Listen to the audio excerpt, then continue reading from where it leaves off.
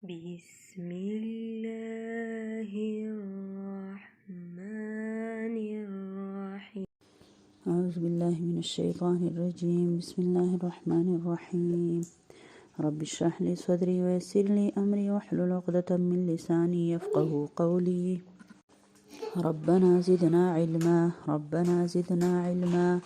ربنا زدنا علما. الله أكبر كبيرا والحمد لله كثيرا وسبحان الله بكرة وأصيلا. سبحان الله وبحمده سبحان الله العظيم. سبحان الله وبحمده سبحان الله العظيم. سبحان الله وبحمده سبحان الله العظيم. الله أكبر كبيرا والحمد لله كثيرا وسبحان الله بكرة وأصيلا. اللهم صل على محمد وعلى آل محمد كما صليت على إبراهيم وعلى آل إبراهيم إنك حميد مجيد. اللهم بارك على محمد وعلى آل محمد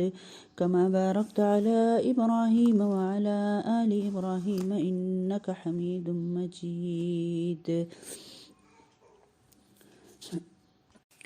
زما ډیرو عزتمندو مشرانو کشرانو همزولو السلام علیکم ورحمت الله وبرکاتہ. د الله رب العالمین احسان دی چې نن الله رب العالمین مونږ بیا د خپل دین د زده کړې دپاره د خپل ښایسته کلام د عظیم الشان کلام چې هغه په هر لحاظ د الله کلام دی او په هر لحاظ سره محفوظ دی او په اصلي شکل کې الحمدلله ما او تا ته موجود دی. او موږ د هغې ښایسته کلام چې محمد رسول الله صلی الله علیه وسلم پوره زندگی د هغې قرآن مطابق تیره کړل او د هغې نظام یې راوستو او دغه تحفه امت له ورکړله او پاک نبی صلی الله علیه وسلم د دنیا نه لاړو. د هغې عظیم کلام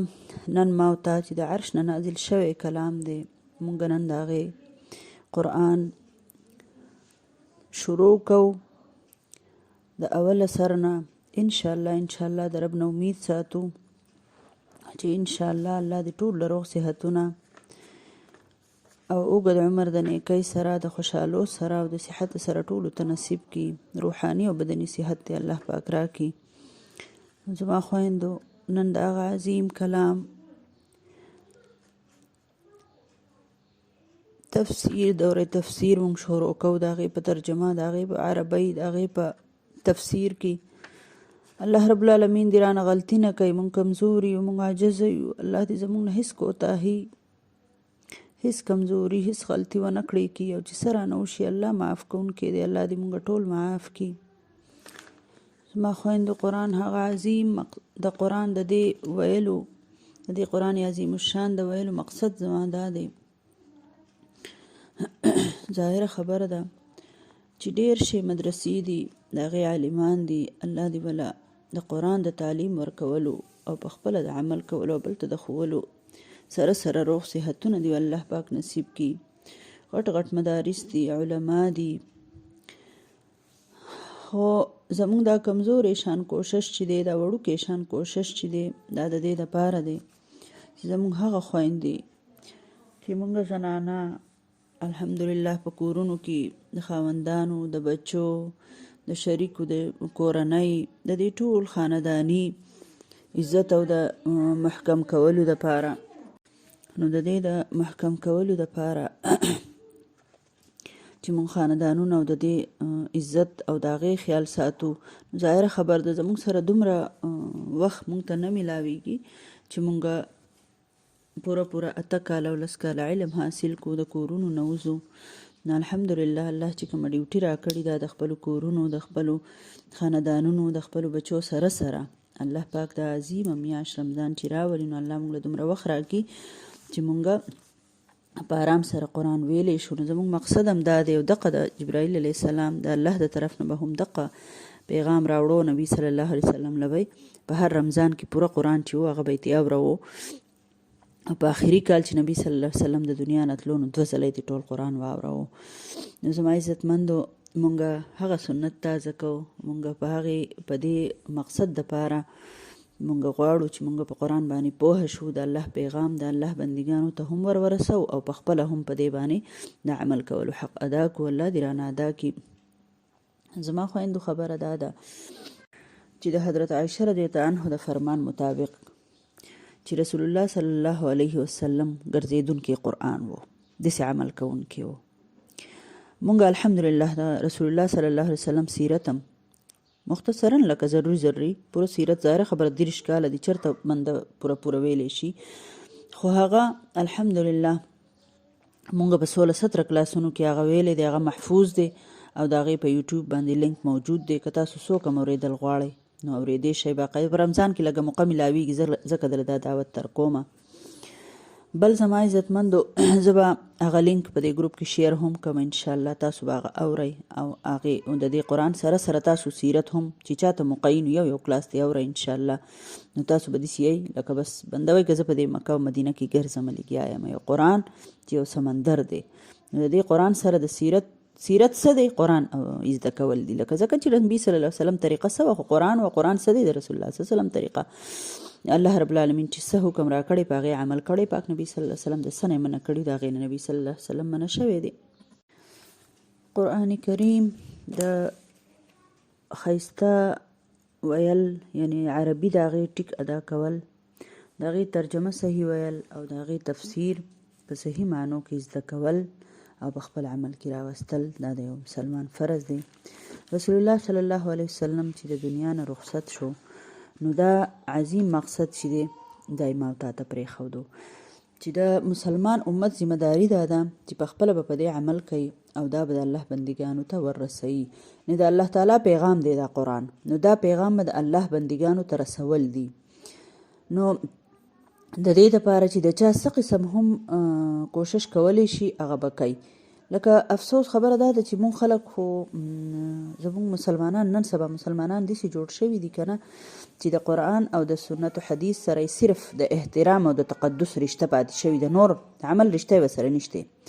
ضرورت راغی، مشکل راغی، قرآن خواني وشوله، طالبان رالو یا ولېږلی شو، ګدیک پوخ شو، طالبانو له ولېږلی شو او څه تکلیف مې دی، حاجت مې دی، نو قرآن ته مې ضرورت راغی، نو ختم به یې وکړمه، وظیفې به یې وکړمه او بس د دغې حده پورې زما او د قرآن تعلق دی. او نور د عمل میدان ته چې راشمه نو بس دلته بیا خبره بل شاني،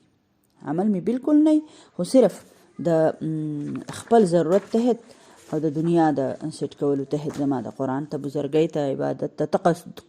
تقدس ته، د ډولۍ په وخت کې، د ننواتې په وخت کې، د قسم په وخت کې دغه دپاره استعمالومه. خو کوم مقصد دپاره چې دنیا ته راغلی هغه مقصد تېنه حاصلوم او هغه مقصد څه دی په هغې تاسو ټول ځان پوهه کوئ چې دا به د زړه دا دروازې به نن کلا وهئ، د زړه دا لوښې به نن د فضولیاتو نه تشوئ، صرف قرآن ته به یې خالي کوئ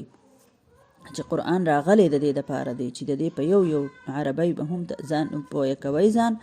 او په یو ټکي به ځان پوهه کوئ او ترجمه او په تفسیر چې دا زمانه څه غواړي او هغه به د ځان سره لیکئ. څه خبره ستا نن په دغه کې ذهن ته راله هغه به د ځان سره ولیکئ، په خپله ژبه کې ستا کاپي به د بل چا به نه ځان له به یې ګورئ ته به بیا پوهېږي که نه. نو اولنۍ خبره د قرآن تلاوت کول، په ښایسته ویل، صحابه ټول په عربی پوهېدل، د نبي صلی الله علیه وسلم نه به یې واورېدو، د یو آیت په تفسیر به پوهېدل، په کومو حالاتو کې چې به نازل شو هغه حالات ورته منامخ وو، هغوی ته دا خبره مشکل نه وه پوهېدل ځکه چې نبي صلی الله علیه وسلم ورته منامخ وو. خو بیا هم چې رسول الله صلی الله علیه وسلم یو ځلې په لاره تېرېدو، پخوا خو داسې کورونه نه وو لکه نن سباني بنګلې چې دننه آواز نه راوځي، نو رسول الله صلی الله علیه وسلم د ابو موسی اشعري رضی الله تعالی عنه د کور خواته تېرېدو نو قرآن یې واورېدو، نبي صلی الله علیه وسلم تعزیه ودرېدو، هغه تلاوت کوو او چې هغه څونه تلاوت کوو هغه یې وکړو نو بیا نبي صلی الله علیه وسلم روان شو. نو چې سحر د ابو موسی اشعري رضی الله عنه منزل راغی، نبی صلی الله علیه وسلم ورته ملاو شو نو ورته فرمایي ابو موسی اشعري تا ته د داود علیه السلام د ښایسته اواز نه حصه ملاو شوي ده. یعنی نبی صلی الله علیه وسلم حدیث مفهوم دی چې څوک په ښایسته اواز باندې قرآن نه وایي نو هغه زمانه نه دی، زما امتی نه دی. نن سبا اشعار او ګانې او فضولیات او دا خو ښه په سرور ویلی کېږي او د الله کلام له د چا سره وخت نشته زر زر زر زر ځکه چې پاره پوره کول غواړي که نه ختم کول غواړي نو فر فر فر فر ویلی شي نه په نه مینه شته نه محبت شته نه ښایسته په ښایسته اواز ته بېشکه ته یې ورکو د ورځې وایه خو ښکلی تلاوت کوه الله په دې خوشحالیږي قرآن ښایسته کلام دی او په ښایسته اواز ویل دی نو ښایسته کله ویلی شو هله ویلی شو چې زه په تجوید پوه یم زه په عربۍ پوهه یم چې ما ته پته چې په دې ځای کې د دې قرآن څه مطلب دی الله رب العالمین په دې ځای کې ما ته څه وایي په خپله په اواز کې یو سرور پیدا شي یو محبت پیدا شي که نه ډېر خلک کفار او انګریزان ډېر داسې مثالونه موجود دي اوس په هغې کې نشم تللی چې هغوی صرف قرآن اورېدلی هېڅ پې نه پوهېږي خو دا څه دی چې داسې خوږ دی زموږ د زړونو ته یې سکون راوشتو که نه دا څه کتاب دی تا ته چا کتاب دی او بیا ایمان راوړي دغه شان د دې ښایسته قرآن په قرآن کې چې دی نو 55 نومونه الله رب العالمین قرآن ته ویلي دي 55 نومونه علامه جلال الدین سیوطي رحمت الله علیه فرمایي چې تقریبا 55 نومونه دي موعظه شفا مبارک ذکر القرآن الکتاب الهدى النور الفرقان کلام الله الکریم الحکیم المبین نشم ویلی 50 نشم پوره کول 55 کنه نو دومره دا د قرآن پاک نومونه دي بل زما خویندو د قرآن د شروع کېدو نه مخکې درته یوه خبره کوم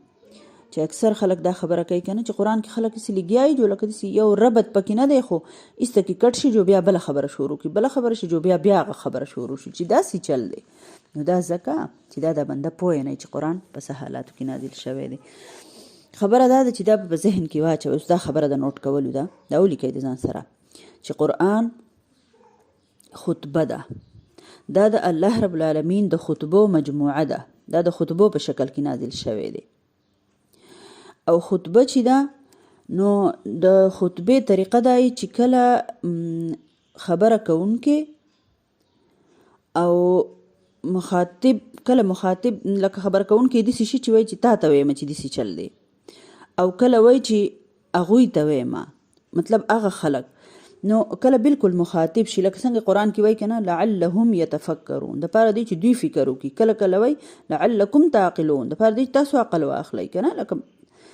کله تعقلون راشي کله یعقلون راشي نو تا داسې وکړه کله وایي تا داسې وکړه کله وایي هغوی داسې وکړه که نه کله ما ته وایي یا ایها الناسو کله وایي ای خلکو که نه نو دا د قرآن د خطبې شکل دی او خطبه چې ده نو په خطبه کې طریقه دای د خطبې چې د خطبې شروع ډیره زیاته په ښایسته انداز سره او اخیره ختمېدلې هم په ډیر ښایسته دغه سره او په منځ کې چې دی نو هغه مرکزی مضمون نه ټول دغه آیتونه چې دي د هغې یوې خبرې نه تاویږي نو دغه شانتې که تاسو وګورئ که نه سوره بقره اولنی آیات ته وګورئ او بیا آخري آیات ته وګورئ ډېر جاندار دي او باقي دا ټول آیتونه چې دي هغه د الله د طرف نه لکه مختلف چې څه د حالاتو مطابق هغه بیا نازلیږي لکه یو صورت په دې طریقه دی که نه نو صورت چې دی اوس صورت څه ته وایي صورت یو باونډري ده یو وال یو دایره ده څه ورته وایم یو چاردیواري ده مثال کې د آیتونو مجموعه ده او بیا ترې چاردیواري تاو ده نو په دې خبره هم ځان پوهه کوي چې قرآن چې نازل شوی دی نو هغه داسې نه دی نازل شوی دا یو ترتیب نزول دی یو ترتیب مصحف دی نو د نزول ترتیب د دې بدل دی لکه اول سوره اقرا بسم ربک الذی د هغې اولني آیتونه نازل شوي دي که نه او آخري آیت چې دی نو هغه په سوره توبه کې دی چې نازل شوی دی مطلب د قرآن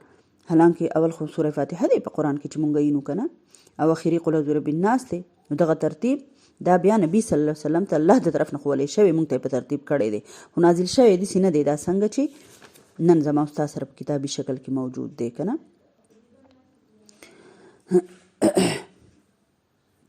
د قرآن شریف 3 سورتونه چې داسې دي چې د ټولو نه واړه سورتونه دي او په هغې کې صرف 3 آیتونه دي د 3 نه کم آیتونو والا سورت په قرآن شریف کې نشته دی ټیک ده نو د نبی صلی الله علیه وسلم په وخت کې سپارې نه وي سپاره چې دی دا سپارې چې دی دا ډېر وروسته جوړې شوي دي د نبي صلی الله علیه وسلم په وخت کې سپارې نه وي رسول الله صلی الله علیه وسلم چې دی هغه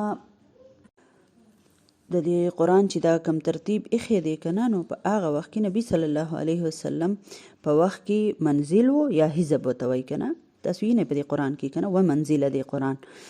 نو دا داسې چل و چې صحابه خو زما ستا په شانتې داسې نه و چې ټول ټایم یې دنیا له ورکړی و، آخرت غم ورسره نه و. هغوی خو قرآن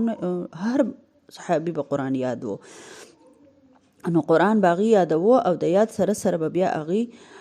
و منزله و. نو دا و منزله چې و نو د هغې به هره شپه به دوی د قرآن یوه حصه یو منزل تلاوت کوو. نو اولني 3 سورتونه یو منزل دی، بیا 5 سورتونه بل منزل دی، بیا 7 سورتونه بل منزل دی، بیا 9 سورتونه بل منزل دی، بیا 11 سورتونه بل منزل دی، بیا 14 سورتونه بل منزل دی،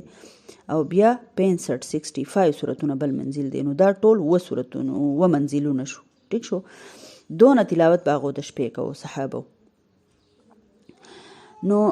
اوس چې کله رو په مسلمانانو کې کمزوري راغله، نو رو د حجاج بن یوسف چې دی، نو د هغه کردار چې دی په تاریخ کې په ظلم باندې مشهور دی، مطلب ښه دغه نه دی پاتې شوی، خو هغه چې دی نو د رکوګانې چې دی نو هغه کېښودی په دې دغه کې د رکو دا تقسیم چې دی هغه کړی و، ځکه چې د یو رکو نه د بل رکو پورې که تاسو وګورئ یو ربط میلاویږي. د یو رکو نه بل رکو چې پوره شي که نه، نو د هغې نه بیا موضوع لکوټي بیا ربط چې دی نو ترتیب چې دی نو هغه لږ بدل شي که نه. د صحابو د قرآن نه بغیر زندگی نشو تیرولی او مونږ د قرآن سره زندگی نشو تیرولی. خیال هم دی زمونږ د هغو ډېر غټ فرق دی. مونږ چې د قرآن سره زندگی تیرو نو مونږ وایو که مونږ په سخته شو، حالانکه صحابو چې د قرآن نه بغیر زندگی تیرولو نو هغو به وایي چې مونږ په سخته شو. د سپارو تقسیم چې دی په دې سره ربط ماتیږي. لکه تاسو وګورئ که نه، یوه سپاره چې په کوم ځای کې ختمه شي چې بل ځای کې شروع کړي، نو بل خبره نه هم هغه خبره ایسته کړي. لکه سپاره ختمه شي او خبره لا نه ختمه، لکه دا مې مطلب دی د ربط نه که نه. نو د قرآن ترتیب چې دی، ترتیب او بعضې خلک دا دغه کوي چې پته نشته چې دونه موده پس او دا حضرت عثمان رضی الله عنه دا کار کړی دی، نو نبي صلی الله علیه وسلم او د هغې په دور په وخت کې خو ډېر زیات لکه وخت تیر شوی و، 15 کاله پکې تیر شوي و. نو هسې نه چې په دې کې الله مکنه نعوذ بالله استغفر په دې کې ورانۍ راغلی او ډېر شي خبرې مغرب او باطل خلک ډېرې خبرې کوي که نه. نو خبره دا وه چې رسول الله صلی الله علیه وسلم په خپل وخت کې د دې قرآن د راجمع کولو باقاعده اهتمام کړی و او دا ترتیبي خلکو ته په یاد کړی و. په هغه وخت کې د لیکلو کاغذ او پین او دا طریقه نه وه، خو په لرګو او په سرمنو په دې لیکلی شوی و، ځای په ځای قرآن پروت و که نه. نو چې کله نبي صلی الله علیه وسلم په ټولو صحابو باندې دغه شانتې دا پوره قرآن چې دی دا یاد کو، بیا چې دی نو په دې طریقه باندې یاد و. او بیا رسول الله صلی الله علیه وسلم د وفات نه پس بیا حضرت ابوبکر صدیق رضی الله تعالی عنه چې دی د هغوی په دور کې جنګي امامه کې حافظ قرآن ډېر زیات شهیدان شول. نو خلکو سره دا غم شو چې هسې نه چې دا شهیدان دا حافظان چې دي شهیدان کېږي، هسې نه چې خلکو ته دغه مسله راشي. نو د حضرت ابوبکر صدیق رضی الله عنه اول ډېر انکار کوو، خو بیا اخر رضا شو او دی له کاتبین وحي چې د وحي کې لیکونکي خو موجود و، نبي صلی الله علیه وسلم په خپل امي و که نه لیکونکی نه و. د هغې چې کومه کسان و نو د هغې کمیټې حضرت ابوبکر صدیق رضی الله عنه جوړه کړله او قرآن له کتابي شکل ورکو او وی چې